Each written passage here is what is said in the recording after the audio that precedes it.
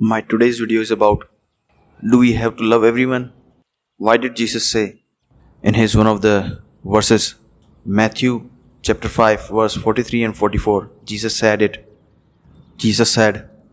Ye have heard that it hath been said, Thou shalt love thy neighbor and hate thine enemy.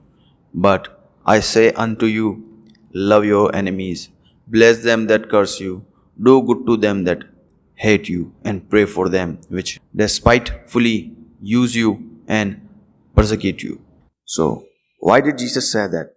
What was Jesus' message behind it? Can't I just hate them because they did bad to me? They took advantage of me. Maybe they provide me physical hurt. What should I do? Because these people had given me physical pain, emotional pain. They have taken advantage of me wrongfully.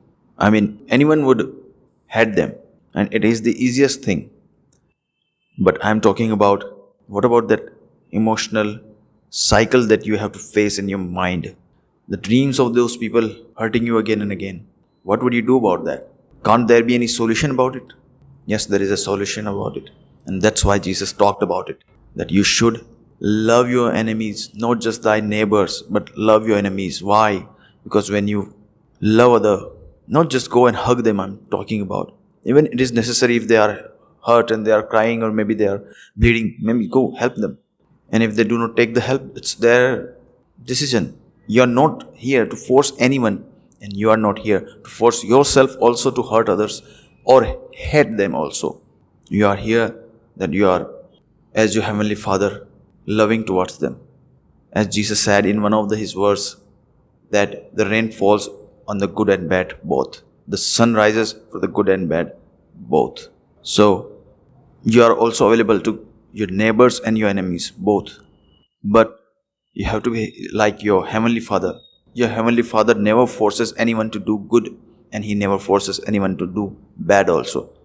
So you are not forced to help them. They must be in a position to get your help in a good way. You want to help them, and then you do not want to be in trouble again. But you are there available. If they deserve it, if that very person needs the help, you has to be available there. That's it. It's being available. And you will be available only when you love them.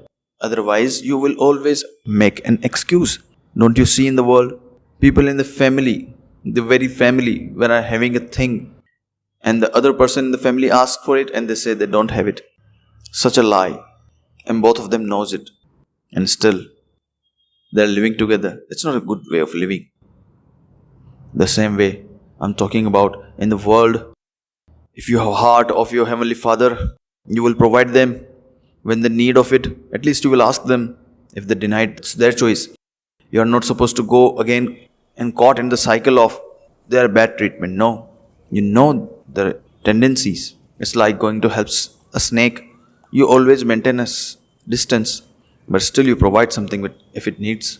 I have seen many videos, people are providing water by their hands to snakes, the cobra snakes. Can you believe it? And the snake did not hurt them. And then they maintain this distance again. You have to be as wise as the snake which passes through the legs of these people, but still remain as innocent as a dove.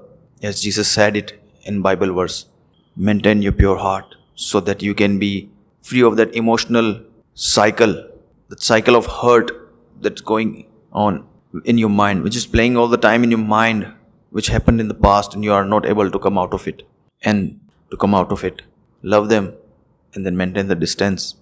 Not the distance of hurt, but the distance of availability to care. If they need it, they will come, and then they will see that you are children of your Heavenly Father. I ask that you have received my message, and the very seed of this message is planted in your heart, and it will grow and will become a tree and will give many fruits. And I ask it in the name of Jesus Christ from the Heavenly Father. Amen.